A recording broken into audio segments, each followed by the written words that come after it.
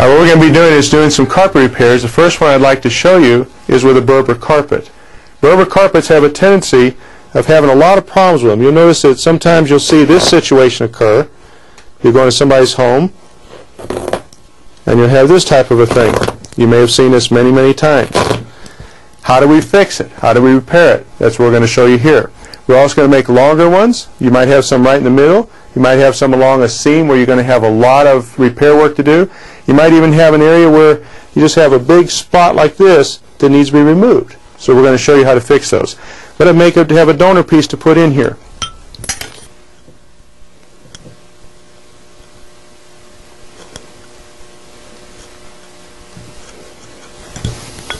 I'm going to roll that. Make sure the end is where you want it to be, because once it's glued, it's not going anywhere. Roll that. Put your weight on it.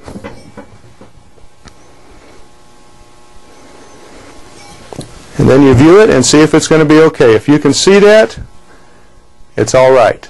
Because the consumer, when you stand up and you walk away from it and you come back in a large room, you're not going to see that.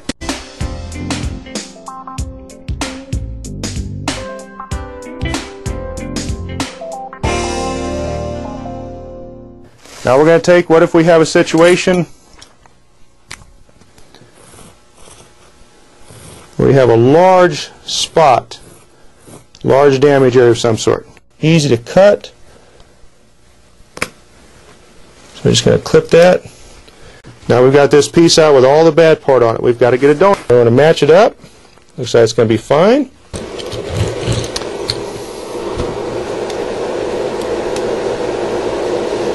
And then we'll let that sit for about 20 minutes before we do anything with it. But here you can see where we had the bad piece with the markings taken out.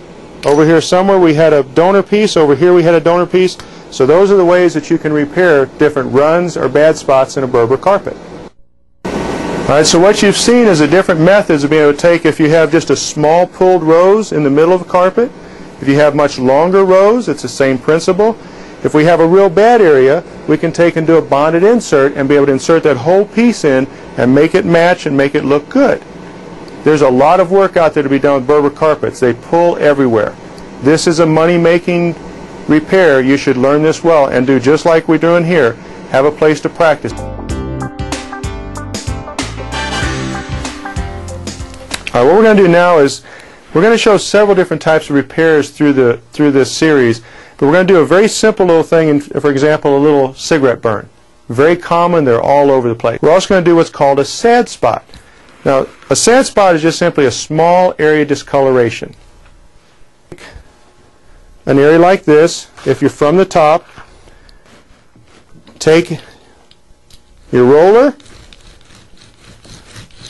roll it, and this was what was there before the burn. That's the repair.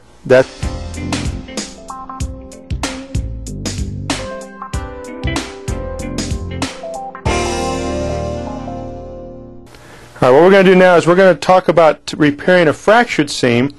What will occur is many times you'll have this situation in the traffic areas, and this is very, very common, particularly in commercial installations and particularly with double stick installation. That's where you'll have pad glued to the floor and the carpet glued to the pad. But you'll have it all types of places as well. So you have a portion here where you have a part of it that's broken or fractured, but the rest of the seam is still in good shape. There's many reasons why it'll do that. One, it was just never put together well. Another one would be that they use a very inexpensive tape, and as it moves and flexes, it breaks. So we have a fractured seam. Now, in the past, the ideal thing was to take the entire seam apart. But what we want to show you is sometimes it's not easy to do that. You might have a post in the floor, you might have several breadths of carpet. So we're going to show you how to take and just fix a portion of it to where it's going to hold together well. So we'll let it set, but now our seam is together.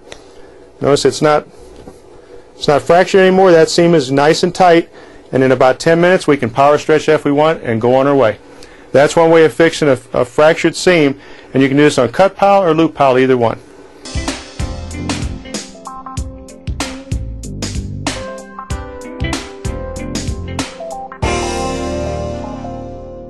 Another repair that's very, very common is bubbles in glue-down carpet. You'll notice them all over the place. Go to any commercial location, walk around in restaurants, in any place where they have this, and you'll see bubbles.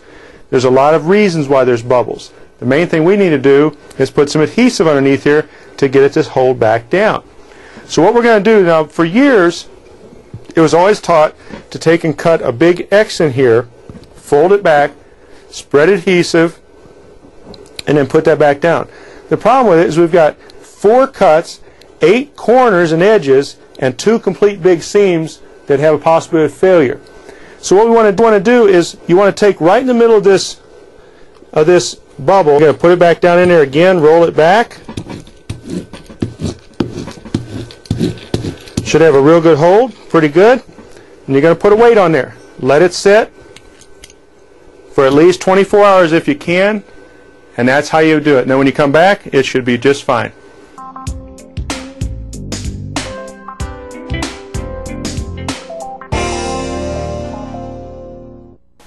Okay, what we're going to do is show another very, very common repair that if you get a hold of real estate agents, property management companies, and even just the consumer, you're going to find this in home after home after home. And if you're cleaning carpet, you've probably seen this in about every other job you do. We come in, if you focus over here, we'll come in and there'll be a transition from the carpet to another floor source. It could be a vinyl floor, wood floor, whatever, but we'll have a metal strip here. And it's almost always frayed and delaminated along these edges. And people are they're just always concerned of why does it do that? Well, the very reason, let me explain why and how we're going to fix this. Back, and we'll notice the carpet is delaminated. So we're going to have to relaminate this piece of carpet. This is pretty good. So we're going to take and fold this back over, and now we've got to power stretch it again to make sure that it's not going to come apart.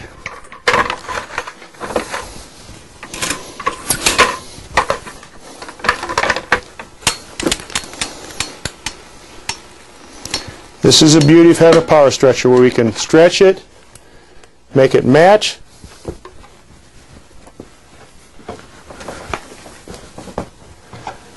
Down in there.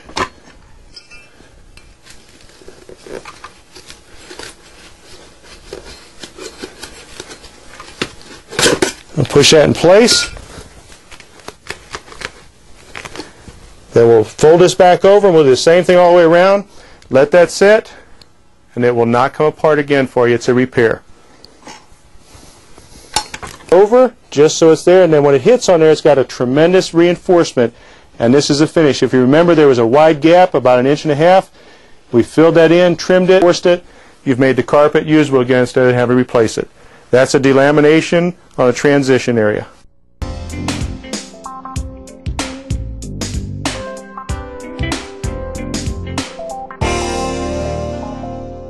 What we're going to do is something that's very nice to do for people. You can do this in a whole room.